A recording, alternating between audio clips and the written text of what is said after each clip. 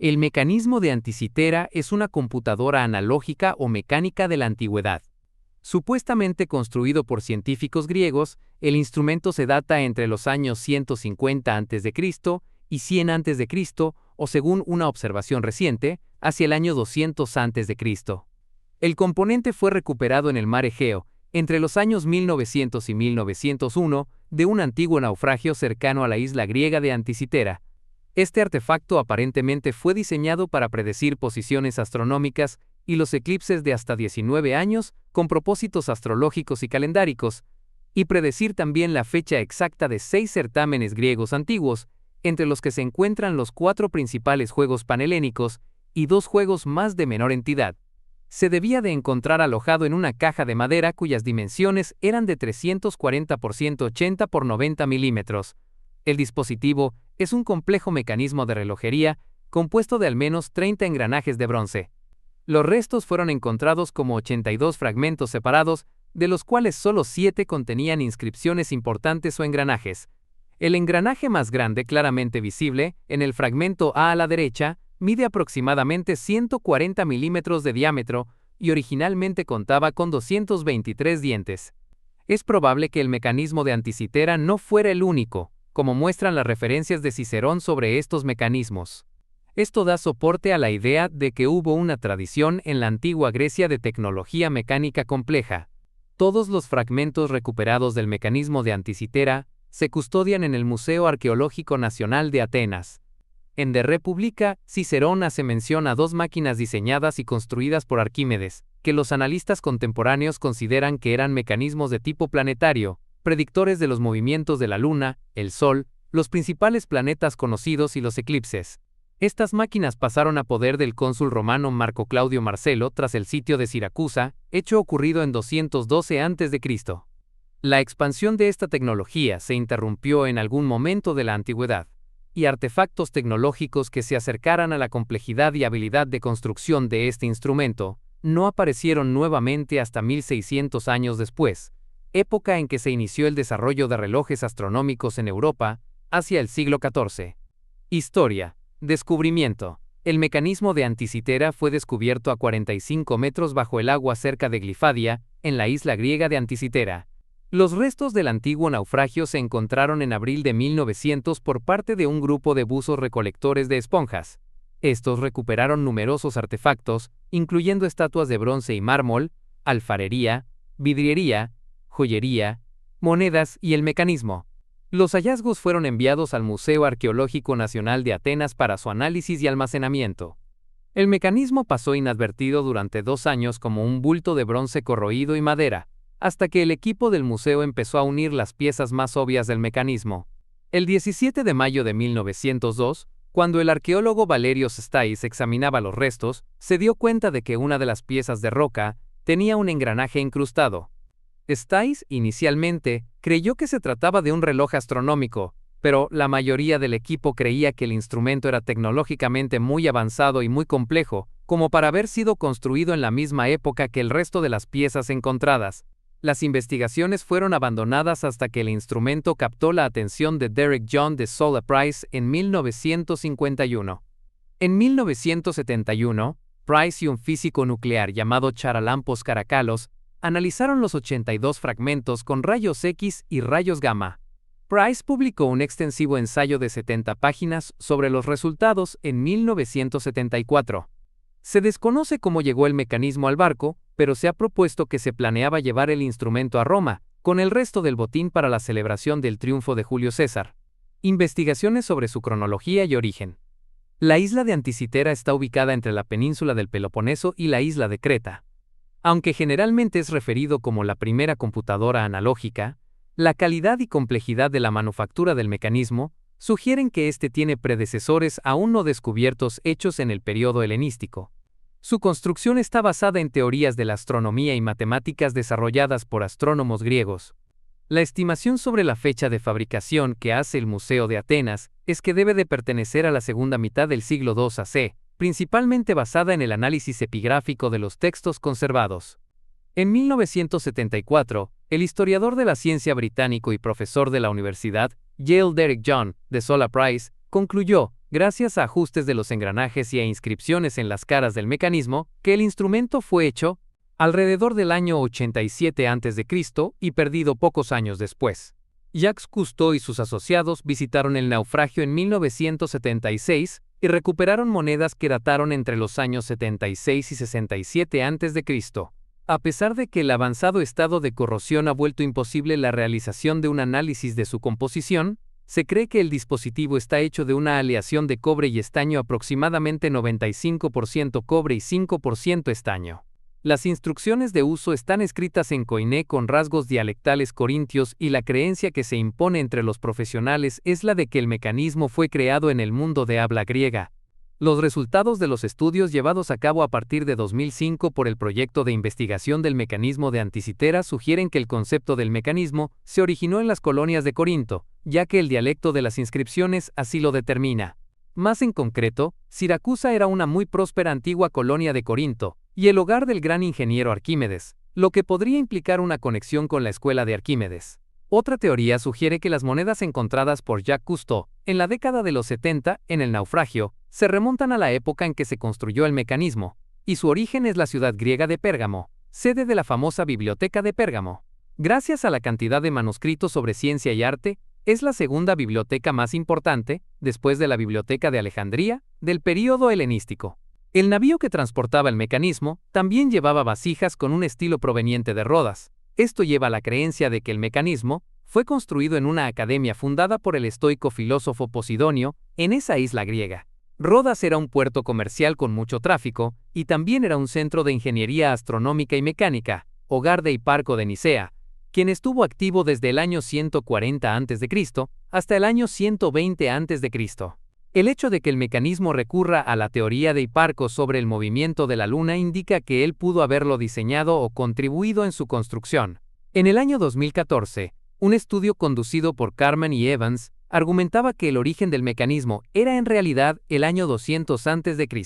Según Carman y Evans, el estilo de predicción aritmética babilónico encaja mejor con el modelo predictivo del mecanismo que el estilo trigonométrico tradicional griego. En un estudio publicado en 2017, Paul Iversen sostiene que el mecanismo de Anticitera fue un dispositivo creado para un cliente de Epiro, a partir de un prototipo que originalmente había sido realizado para ser usado en la isla de Rodas.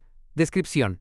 Aparentemente, el mecanismo original abandonó el Mediterráneo como una sola pieza incrustada. Poco después, se fracturó en 3 piezas principales. Diversas piezas pequeñas del interior se han roto mientras se manipulaba o limpiaba el mecanismo, y otras fueron encontradas en el suelo marino por la expedición de Cousteau.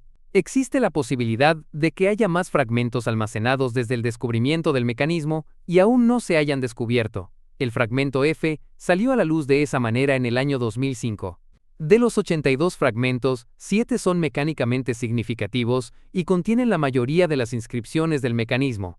Existen otros 16 fragmentos que contienen inscripciones parciales e incompletas. Fragmentos mayores. Fragmento. Es el fragmento principal y contiene la mayor parte conocida del mecanismo. El engranaje B1 es claramente visible en el frente, y detrás de este se pueden apreciar más engranajes al observar cuidadosamente. Partes de los engranajes L, M, C y D son visibles a simple vista. La cuenca del mecanismo de manivela y el engranaje lateral conectado a B1 está en este fragmento. El reverso del fragmento contiene los engranajes E y K para la síntesis de la anomalía lunar. También es visible el mecanismo de perno y muesca en el engranaje K. Por medio de escaneos, se aprecia que los engranajes están estrechamente empaquetados y han recibido daños y desplazamientos con el tiempo en el mar. El fragmento es aproximadamente 30 milímetros de grueso en el punto más ancho. El fragmento contiene la división del cuarto superior izquierdo del espiral de Saros y 14 inscripciones del mismo. También contiene inscripciones para el disco de Exeligmos y restos de la cara del disco. B. Contiene aproximadamente el tercio inferior derecho del espiral metónico e inscripciones del espiral y de la puerta trasera.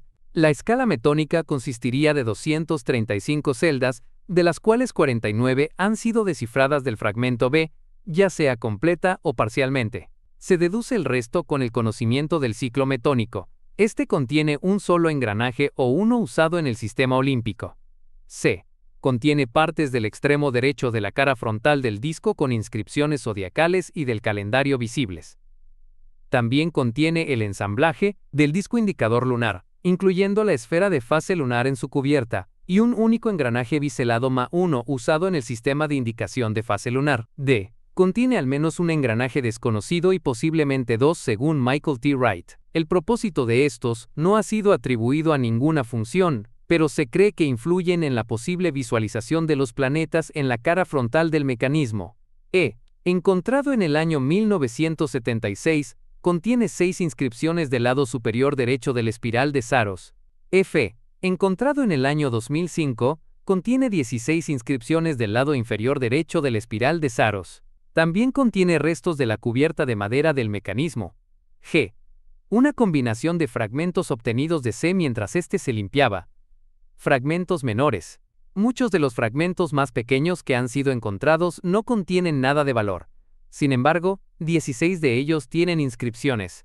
Algunas de ellas, que anteriormente se pensaba que podrían describir instrucciones sobre la función de los discos traseros, en realidad solo contienen descripciones de los mismos. La ausencia de instrucciones hace suponer que la persona a la que fuera a destinarse el mecanismo estaba bien instruida en astronomía. Mecanismo. Operación. En la cara frontal del mecanismo ve reproducción aquí. Se encuentra un disco en forma de anillo, fijado a la estructura, que representa la eclíptica y los 12 signos zodiacales, marcados en sectores de 30 grados. Esto concuerda con la costumbre babilónica de asignar un doceavo de la eclíptica a cada signo zodiacal equitativamente, aunque los límites de las constelaciones eran variables. Fuera del disco se encuentra otro anillo, que es giratorio. Este está marcado con los meses y días del calendario egipcio, 12 meses de 30 días, más 5 días epagomenales. Los meses están marcados con sus respectivos nombres egipcios, transcritos al alfabeto griego. La primera tarea es rotar el calendario egipcio para concordar los signos del zodíaco en el artefacto con los actuales. El calendario egipcio ignoraba los 5 días epagomenales, por lo que avanzaba completamente por un símbolo zodiacal en aproximadamente 120 años. El mecanismo era operado mediante la rotación de una manivela actualmente perdida que se conectaba por medio de un engranaje en forma de corona al engrane de mayor tamaño. El engranaje con 4 dientes en el frente del fragmento ha sido llamado B1. Esto movía el cursor en el disco frontal que seleccionaría el día correcto del calendario egipcio.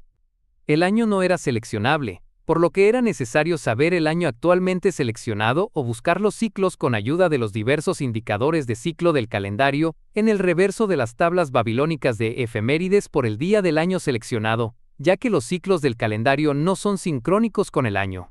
La manivela movía el cursor de fecha por 78 días cada rotación completa. Esto facilitaba la selección de un día particular si el mecanismo se encontraba en buenas condiciones. La acción de girar la manija de la manivela causaría que los engranajes interconectados dentro del mecanismo rotaran. Esto resultaba en el cálculo simultáneo de la posición del Sol y la Luna, la fase lunar, eclipse, ciclos del calendario y posiblemente la posición de planetas. El operador también debía estar al tanto de la posición de los cursores del selector espiral en los 2 discos al reverso del mecanismo. El cursor tenía un seguidor que rastreaba las incisiones espirales en el metal según los discos incorporaran 4 o 5 rotaciones completas del cursor. Cuando un cursor alcanzaba la posición de un mes terminal al final de la espiral, el seguidor del cursor debía ser movido manualmente al otro extremo de la espiral antes de poder continuar el funcionamiento. Caras. Cara anterior. El disco frontal tiene 2 escalas circulares concéntricas que representan el camino a través de los cielos. El anillo exterior está marcado con los 365 días del calendario egipcio o el año zodíaco basado en el ciclo zodíaco. En el anillo interno hay un segundo disco marcado con los signos zodiacales griegos y se divide en grados. El calendario exterior no estaba fijado totalmente con el disco interior, sino que para compensar el efecto del cuarto de día adicional en el año solar, el operador del mecanismo podía moverlo hacia atrás en relación con el interior un día cada 4 años. La posición del Sol en la eclíptica es equivalente a la fecha actual en el año. La Luna y los 5 planetas conocidos por los griegos viajan a lo largo de la eclíptica cercanamente entre sí mismos, tan cerca que tenía sentido definir su posición en la eclíptica. Los siguientes meses egipcios están inscritos en el anillo exterior. El disco zodiacal contenía inscripciones griegas de los miembros del zodiaco. Esto se supone que era para adaptarse con la versión del mes tropical en vez de la del mes sideral. En los discos zodiacales también se encuentran caracteres únicos en ciertos puntos. Ver reconstrucción aquí. Están relacionados con un almanaque griego, precursor del almanaque moderno inscrito en la cara frontal detrás de los discos. Estos marcan las ubicaciones y longitudes de la eclíptica para estrellas específicas. Partes del almanaque griego leen las llaves, indican el texto inferido. Al menos 2 cursores indican la posición de cuerpos sobre la eclíptica. Un cursor lunar indica la posición de la luna, y también se observa un cursor aproximado solar. La posición lunar no estaba simplemente aproximada, ya que el indicador no describía un movimiento uniforme, sino que tomaba en cuenta la aceleración y desaceleración típica de lo que se conoce hoy como órbita elíptica, todo esto mediante el primer uso conocido de un engranaje planetario. También rastreaba la precesión de la órbita elíptica alrededor de la eclíptica en un ciclo de 88 años. La posición aproximada del Sol es, por definición, la fecha actual. Se especula que, con todo el esfuerzo dedicado para representar la posición real de la Luna, habría una precisión similar para el Sol. A la fecha no se ha encontrado evidencia de esto. De manera similar, no se encuentra evidencia de cursores de la órbita planetaria para los 5 planetas conocidos por los griegos entre los restos. Por último, el ingeniero mecánico Michael Wright demostró que hay un mecanismo para mostrar la fase lunar al igual que su posición.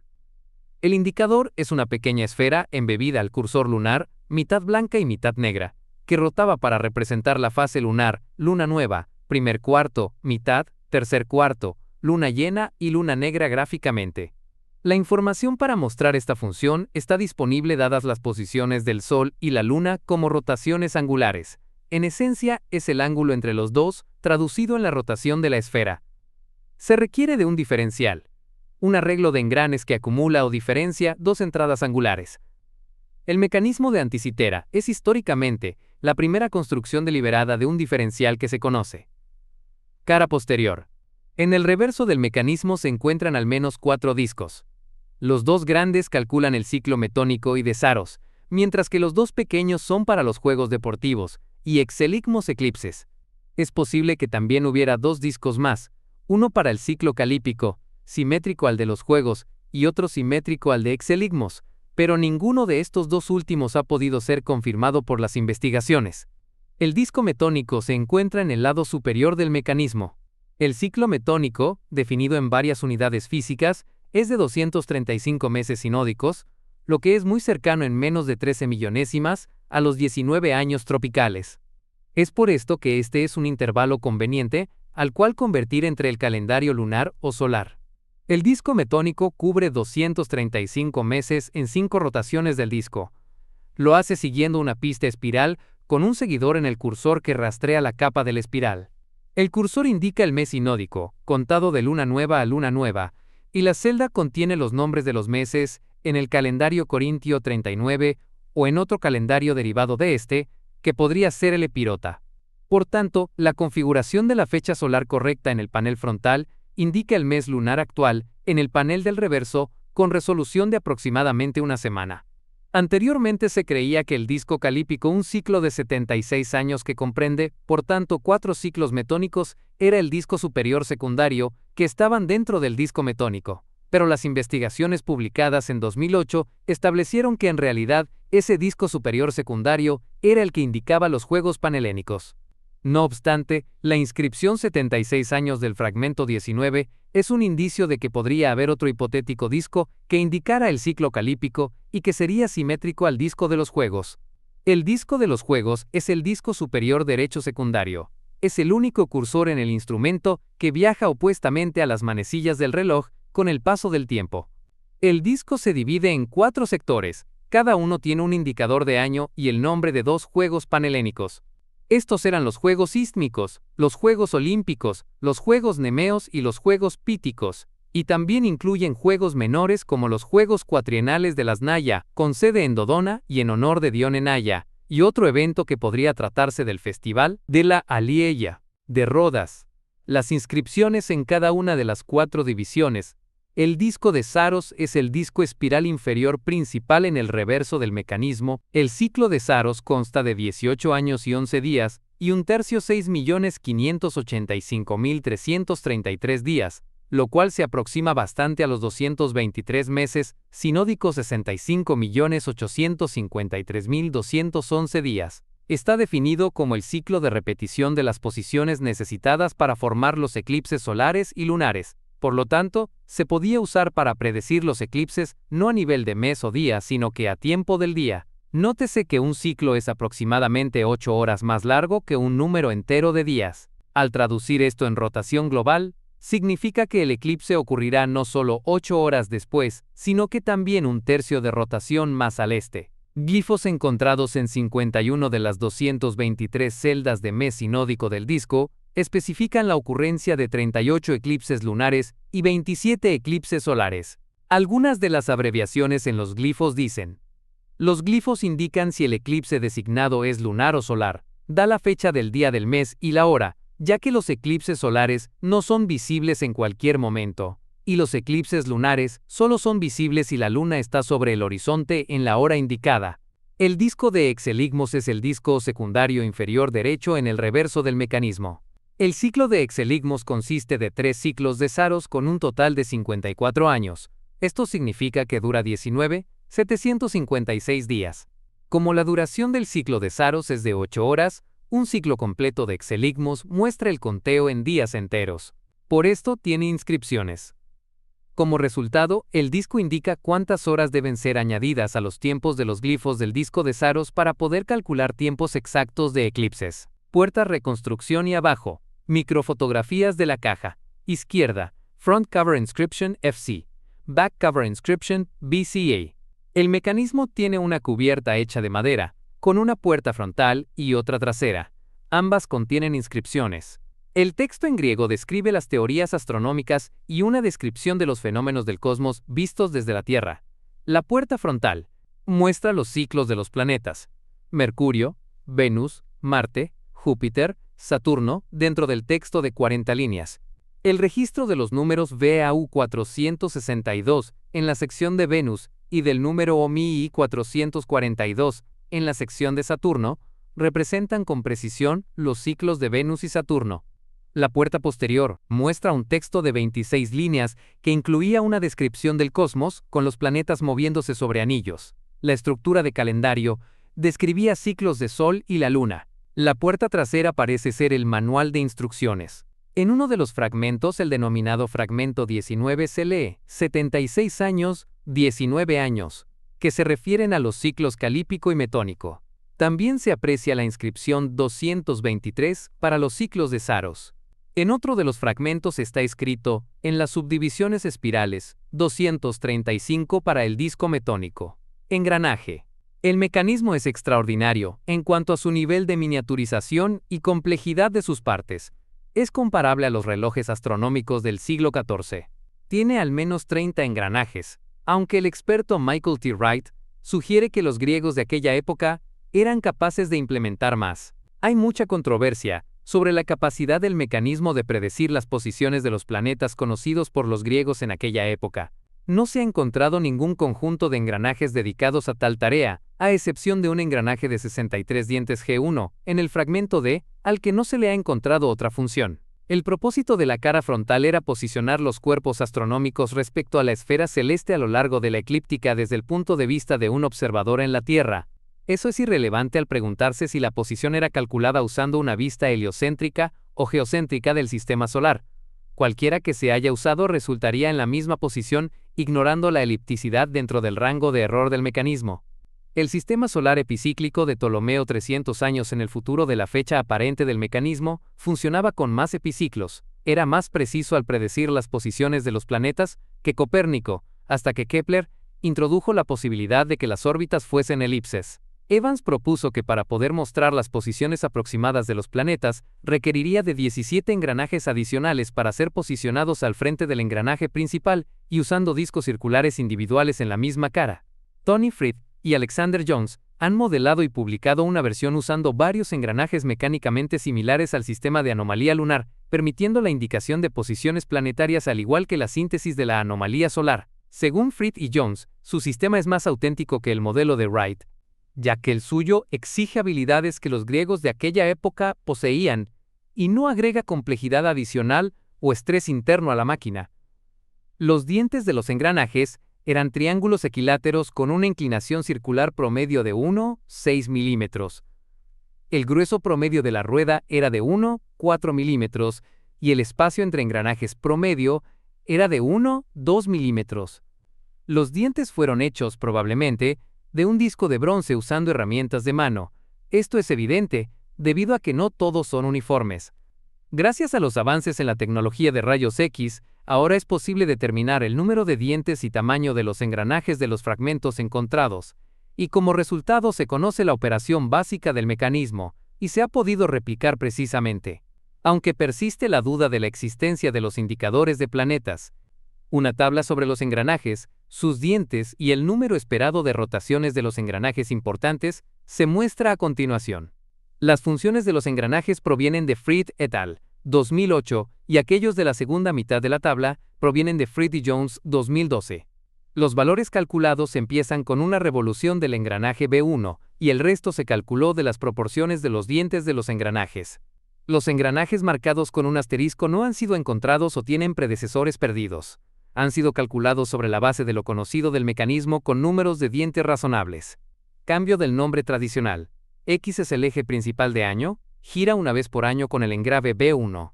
El eje B es el eje con los engranes B3 y B6, mientras que el eje E tiene los engranes E3 y E4. Otros ejes en E1, E6 y E2-E5 son irrelevantes en esta tabla. Tiempo es el intervalo representado por una revolución completa del engrane. Como visto desde el frente del mecanismo, la vista natural es desde el lado en el que se muestra el mecanismo del disco/cursor en cuestión. Estando los griegos en el hemisferio norte, el movimiento de las estrellas correcto serpia de este a oeste es opuesto a las manecillas del reloj cuando la elíptica y el zodiaco son vistos en el sur.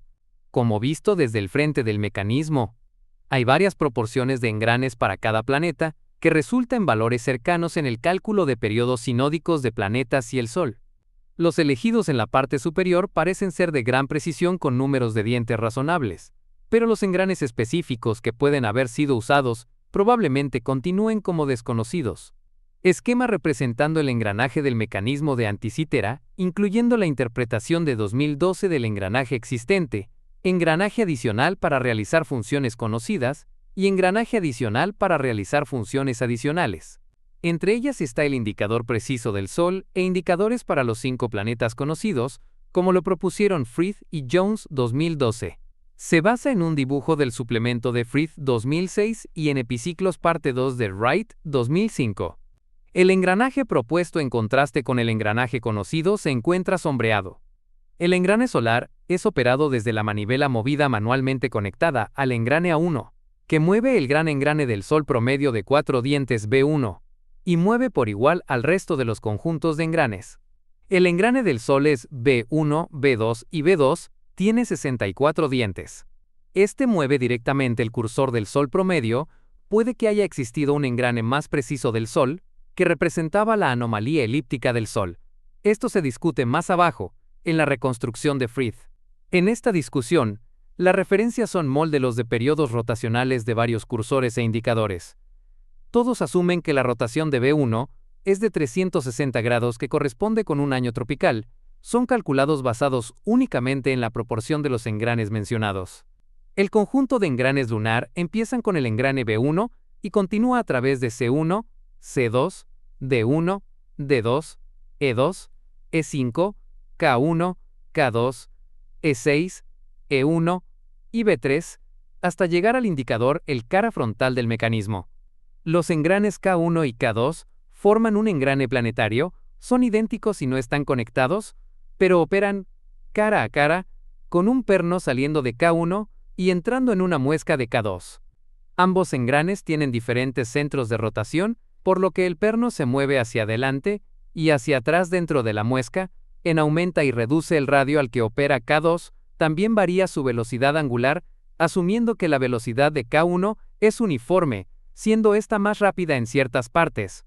Las velocidades promedio son iguales después de una revolución completa, pero la variación de velocidad representa el efecto de la órbita elíptica de la Luna, como consecuencia de la segunda y tercera ley de Kepler.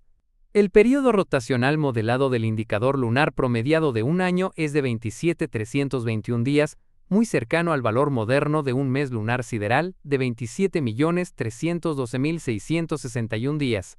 Como se había mencionado antes, la diferencia de los centros de rotación entre K1 y K2 varía el desplazamiento del tiempo del año, y el montaje de estos dos engranes en el engrane E3 proporciona un avance precesional del modelado de la elipticidad con un periodo de 88.826 años, valor similar al valor actual del periodo de precesión lunar de 8.85 años.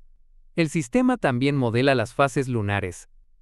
El indicador de la Luna sostiene un eje a lo largo de sí mismo, sobre este va montado un pequeño eje R, que se conecta con el indicador del Sol en B0. La conexión entre B0 y el resto de B no es visible en el mecanismo original, por lo que se desconoce si B0 es el indicador promedio del Sol o un indicador más exacto. El engrane viaja a través del disco con la Luna, pero también está orientado al Sol. Este efecto es para realizar una operación diferencial, por lo que el engrane gira en el periodo del mes sinódico, midiendo el efecto y ángulo de diferencia entre los indicadores del Sol y la Luna. El engrane lleva una pequeña esfera, que es visible a través de una abertura en la cara de la Luna. Está pintado longitudinalmente con una mitad blanca y la otra negra, enseñando las fases pictóricamente. Este gira con un periodo de 29.53 días. El valor moderno del mes sinódico es de 29.530.589 días. El conjunto de engranes metónico está conformado por B1, B2, L1, L2, M1, M2 y N1. Este último está carga el indicador. El periodo rotacional modelado del indicador es de 6.939.5 días a través de la espiral de 5 rotaciones, mientras que el valor moderno para el ciclo metónico es de 6.939.69 días.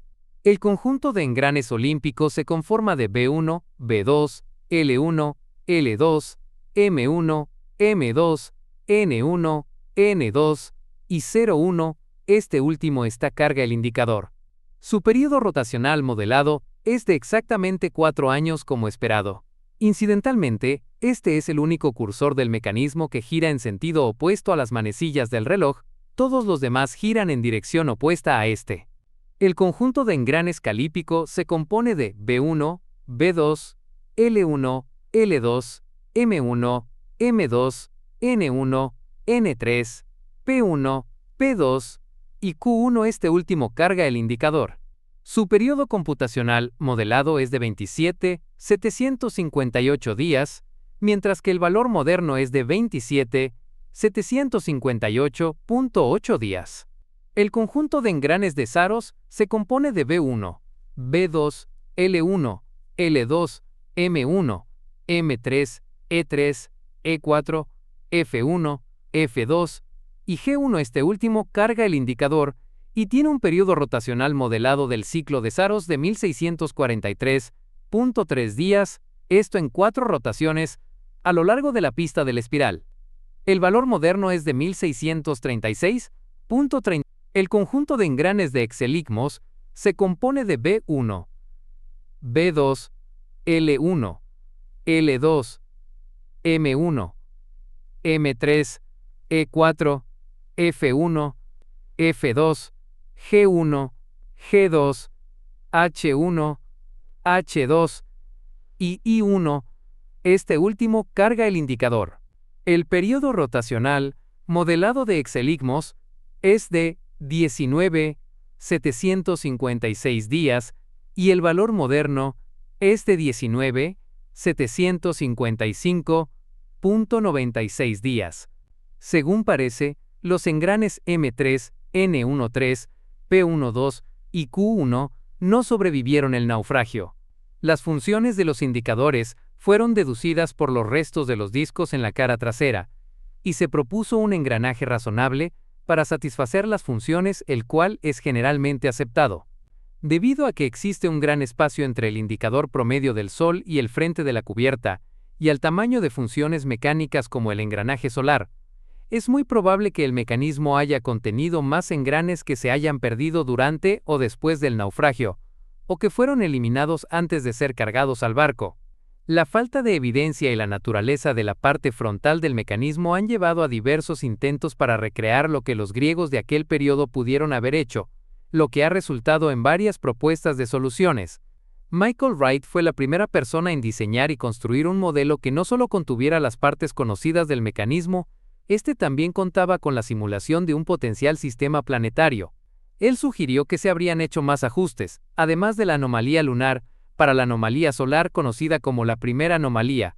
Incluyó indicadores para el Sol exacto, Mercurio, Venus, Júpiter y Saturno, todos adicionales a los conocidos indicadores de Sol promedio y lunar.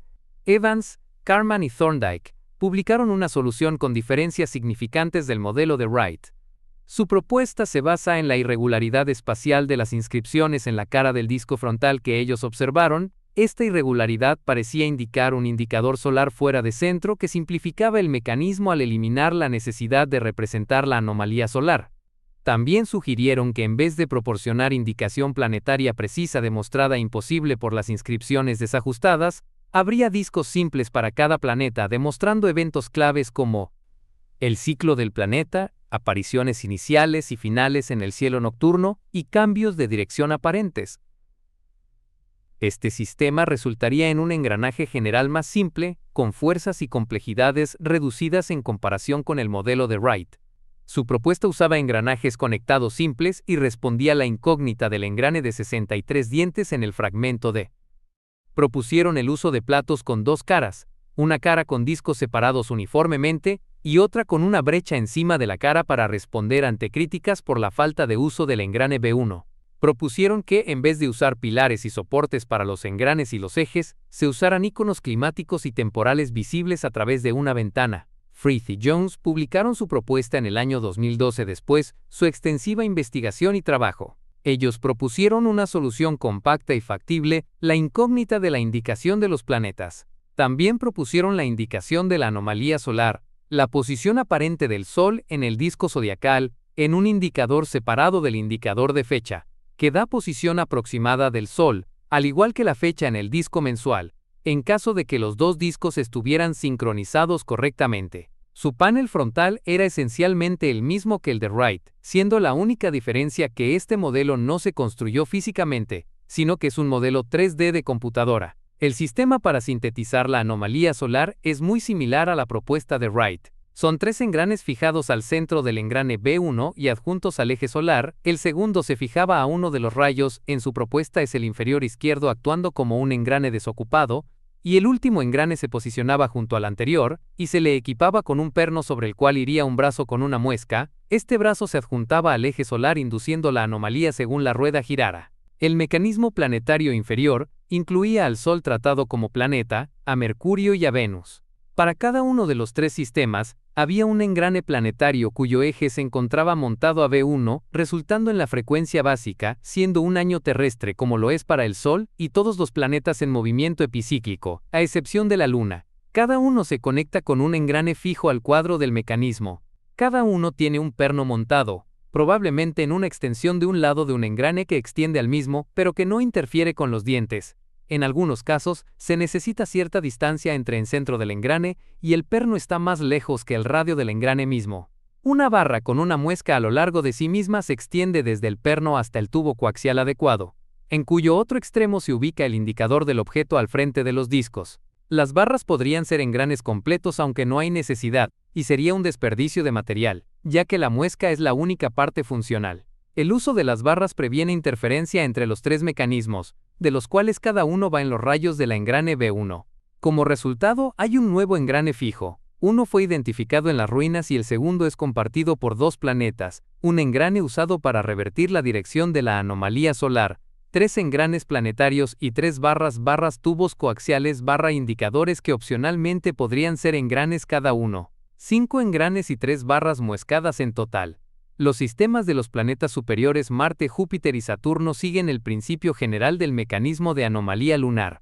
Como en el caso de los sistemas inferiores, cada uno tiene un engrane cuyo pivote se encuentra en una extensión de B1, y el cual se conecta con un engrane fijo. Este presenta un perno y un centro de pivote para el engrane planetario, el cual tiene una muesca para el perno, y se conecta con un engrane adjunto a un tubo coaxial y por consiguiente al indicador. Cada uno de los tres mecanismos cabe en un cuadrante de la extensión de B1, por lo que todos están en único plano paralelo con el disco frontal.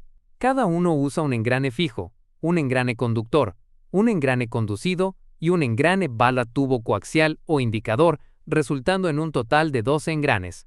Como resultado se tienen 8 tubos coaxiales de varios tamaños anidados para transferir las rotaciones en el mecanismo a los 8 indicadores. Hay 30 engranes originales, 7 engranes añadidos para completar la funcionalidad del calendario, 17 engranes y 3 barras muescadas para dar soporte a los 6 nuevos indicadores. Todo esto resulta en 54 engranes, 3 barras y 8 indicadores en el diseño de Freed y Jones. En la representación visual, proporcionada por Freed en la investigación, los indicadores en el disco zodiacal frontal tienen pequeñas piedras redondas identificadoras. Freed, curiosamente, menciona una cita de un papiro antiguo. Una voz llega a ti hablando. Deja a las estrellas posicionarse en el tablero de acuerdo con su naturaleza, excepto por el Sol y la Luna. Y deja que el Sol sea dorado, la Luna plateada, Crono Saturno de obsidiana, Ares Marte de ónix rojizo, Afrodita Venus lapislázuli vetado de oro, Hermes Mercurio turquesa. Deja que Zeus Júpiter sea de piedra blancuzca cristalina. Un nuevo trabajo publicado por Tony Freed, en marzo de 2021, afirma haber ideado el primer modelo que se ajusta a todas las pruebas físicas y coincide con las descripciones de las inscripciones científicas grabadas en el mecanismo mismo. El nuevo modelo ha permitido minimizar el número de engranajes de todo el sistema, de modo que encajarían en los espacios reducidos disponibles del dispositivo original. Según el escritor Adam Wotka, se trata de un avance teórico clave sobre cómo se construyó el mecanismo, cuya factibilidad se pretende demostrar reproduciéndolo con técnicas antiguas. Precisión. Investigaciones conducidas por Freed y Jones revelaron que su mecanismo simulado no era particularmente preciso. El indicador de Marte llegaba a estar hasta 38 grados equivocado. Esto no era debido a errores o imprecisiones en las proporciones de los engranajes, sino que provenían de las propias teorías griegas de aquella época. La precisión no podría ser mejorada hasta que Ptolomeo publicó su hipótesis planetaria en la segunda mitad del siglo II después de Cristo, y muy posteriormente con la introducción de la segunda ley de Kepler. En breve, el mecanismo de Anticitera era una máquina diseñada para predecir acontecimientos siderales basados en las teorías astronómicas sofisticadas más recientes de aquella época. Es el único testigo de una historia perdida de brillante ingeniería, un producto de genialidad pura, una de las maravillas del mundo antiguo, pero realmente no funcionaba muy bien. Además de la inexactitud teórica, se encuentra la inexactitud mecánica.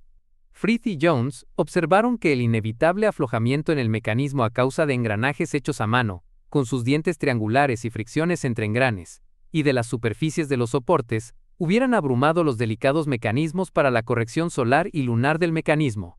A pesar de que la ingeniería es extraordinaria para su época, estudios recientes concluyen que el diseño excedió la precisión de su manufactura por un gran margen, mediante inexactitudes significantes en los engranajes que se acumulaban para cancelar las anomalías sutiles del diseño.